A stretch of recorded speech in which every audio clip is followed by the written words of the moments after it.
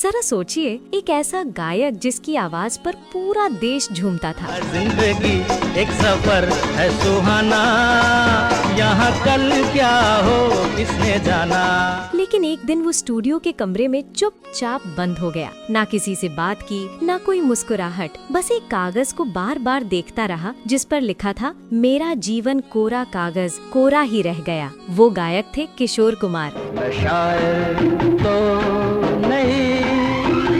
और उस दिन जो हुआ, उसने भारतीय संगीत के इतिहास में एक अमर गीत जन्म दिया। साल था 1974। मुंबई की गलियों में ट्रांजिस्टर से गूंजती थी किशोर दा की हंसी भरी आवाज। हर नुक्कड़, हर रेडियो स्टेशन पर लोग उन्हीं के गाने सुनते थे। जाता हूँ किसी की धुन में, धड़कते दिल के तराने लिए।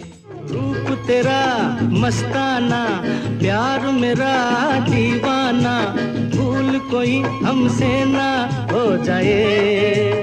हर सुर में खुशी थी, मस्ती थी, जिंदा दिली थी। लेकिन उसी दौर में बन रही थी एक फिल्म, कोरा कागज। डायरेक्टर थे अनिल गांगुली, संगीतकार कल्याण जी आनंद जी और गीतकार MG हशमत। फिल्म की कहानी थी एक रिश्ते की टूटन, एक ऐसी चुप्पी की जो शब्दों से नहीं, एहसास से समझी जाती थी। जब गीतकार ने लिखा, मेरा जीवन कोरा कागज, कोरा ही रह गया, तो सबको लगा ये गाना किसी आम दर्द की कहानी है। लेकिन जब ये गीत किशोर दा के हाथों पहुंचा, तो ये सिर्फ एक गाना नहीं, उनकी अपनी जिंदगी का आईना बन गया। कहते हैं रिकॉर्डिंग से पहले किशोर दा सीधे स्टूडियो पहुंचे, लेकिन माइक के सामने खड़े होने से पहले वो एक कमरे में गए और दरवाजा बंद कर लिया। 1 घंटे तक कोई नहीं जानता था कि अंदर क्या चल रहा है। कल्याण जी आनंद जी बेचैन थे, कभी दरवाजे की ओर देखते, कभी घड़ी की तरफ, पर अंदर से कोई आवाज नहीं आई। किशोर दा उस कमरे में अकेले थे, कागज पर लिखे हर शब्द को पढ़ते जा रहे थे। मेरा जीवन कोरा कागज।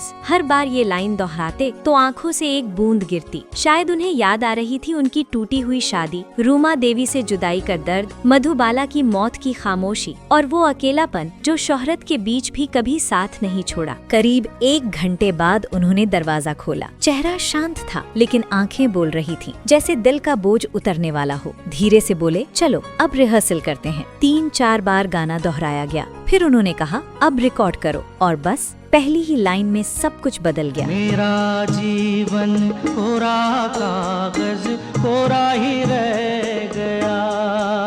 उनकी आवाज में वो दर्द था जो सीधा दिल में उतर गया। स्टूडियो में पूरा सन्नाटा था, ना कोई बात कर रहा था, ना कोई सांस ले रहा था। हर किसी को ऐसा लगा जैसे उन्होंने किसी की आत्मा गाते सुनी हो। डायरेक्टर अनिल गांगुली बाद में बोले थे, जब उन्होंने गाना खत्म किया तो पूरा स्टूडियो रो पड़ा था। फिल्म कोरा कागज में सिर्फ 3 गाने थे, लेकिन यही एक गीत ऐसा था जिसने फिल्म को अमर बना दिया। लोग थिएटर से बाहर निकलते वक्त वही गुनगुनाते। मेरा जीवन कोरा कागज, कोरा ही रह गया। रेडियो पर बजता तो हर किसी का दिल रुक जाता, जैसे किसी ने अपने ही दर्द को सुरों में सुन लिया हो। साल 1974 की बिनाका गीतमाला में ये गाना नंबर 1 पर पहुंचा। हर तरफ इसी गीत की चर्चा थी। लोग कहते, किशोर दा ने इस गाने को गाया नहीं, महसूस किया है। फिल्म फेयर अवार्ड्स में ये गाना बेस्ट सॉन्ग के लिए नॉमिनेट हुआ, लेकिन ट्रॉफी चली गई महेंद्र कपूर जी के। और नहीं बस और नहीं, गम के प्याले और नहीं।